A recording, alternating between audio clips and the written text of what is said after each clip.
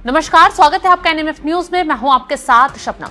8 फरवरी की दोपहर कानपुर के वीआईपी रोड पर अचानक सुनाई दी टायरों की वो चीख जिसने पूरे शहर को दहला कर रख दिया। ना कोई ब्रेक, ना कोई खौफ, बस रफ्तार का वो नंगा नाच जिसे देखकर चश्मदीदों की रूह कांप गई। दरअसल हुआ ये कि रसूख के नशे में चूर एक रईसजादा अपनी करोड़ों की लैम्बोर्गिनी लेकर सड़क पर उतरा। नशे में वो इतना चूर था, रफ्तार इतनी थी मानो वो कार नहीं चला रहा था, बल्कि इस कार को वो लोगों के अरमानों पर दौड़ा रहा था। दोपहर के करीब 3:15 हुए थे जैसे ही कार रेव 3 मॉल के सामने पहुंचती है। नजारा किसी हॉलीवुड की एक्शन फिल्म जैसा देखने को बिल्कुल मिलता है। फर्क सिर्फ इतना था कि यहाँ खून भी असली था, यहाँ दर्द भी असली था।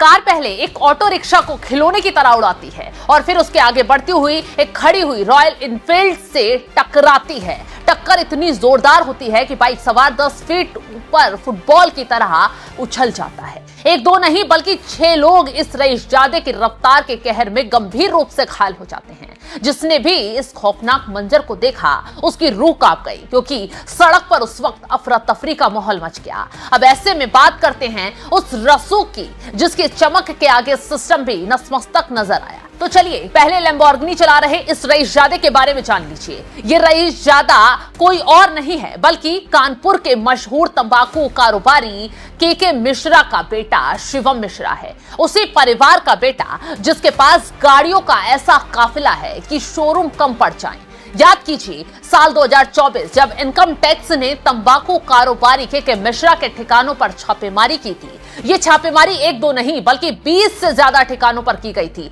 चर्चा का विषय बना हुआ था। तब दिल्ली के वसंत विहार वाले बंगले में 50 करोड़ से ज्यादा के आसपास की लग्जरी गाड़ियां मिली थी। इस दौरान इनकम टैक्स ने करीब 150 करोड़ की टैक्स चोरी का खुलासा किया था। ये वो दौर था जब तंबाकू कारोबारी चर्चा में आया और खूब इस मामले में नए खुलासे हुए।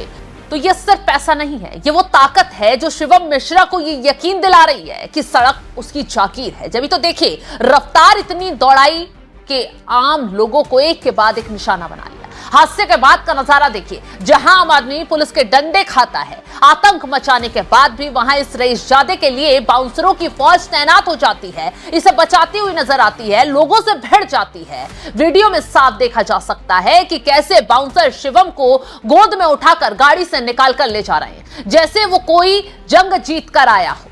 भीड़ ने जब विरोध किया तो इन बाउंसरों ने गुंडागर्दी की हदें ही पार कर दी। हद तो तब हो गई जब पुलिस खुद इस करोड़ों की कार को वीआईपी ट्रीटमेंट देते हुए उस पर पर्दा डालती नजर आई। ये हम नहीं कह रहे हैं बल्कि खुद वहां मौजूद लोग आरोप लगा रहे हैं, चिल्ला रहे हैं, प्रत्यक्षदर्शी कहते नजर आ रहे हैं कि पहले एफआईआर अज्ञात लोगों के खिलाफ की गई, फिर जब जनता का दबाव बढ़ा, जब जाकर शिवम का नाम जोड़ा गया। एफआईआर तो दर्ज हो गई लेकिन अब गिरफ्तारी के नाम पर नीलबट्टा सन्नाटा है। अब आवाज ये उठ रही है कि जिसने भी सड़क पर रफ्तार से तांडव मचाया, लोगों को जख्मी किया, वो आरोपी बाहर क्यों घूम रहा है? क्योंकि सबूत गवाह सब बोल रहे हैं कि रफ्तार से उसने लोगों पर कहर मचाया, फिर भी उसे गिरफ्तार नहीं किया जा रहा। विरोध हो ही रहा था, आवाजें उठ ही रही थी। इतने ही जो आरोपी का परिवार है उसने अब रईसजादे को बचाना और शोर मचाना उल्टा शुरू कर दिया है। परिवार दावा क्या कर रहा है? परिवार दावा कर रहा है कि शिवम को दौरे पड़ते हैं, वो इलाज के लिए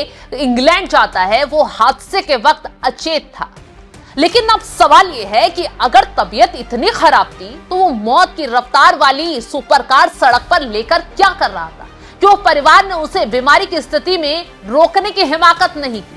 अब परिवार झूठ बोल रहा है या बचाने के लिए बहाने बना रहा है, ये तो खैर जांच का विषय है। पुलिस इस मामले की जांच कर रही है, एफआईआर दर्ज हो चुकी है, गाड़ी कब्जे में ली जा चुकी है। लेकिन इस मामले में पुलिस रईसजादे को कैसे सबक सिखाती है, ये देखने वाली तस्वीर होगी। क्या तंबाकू कारोबारी का बेटा अब गिरफ्तार होगा?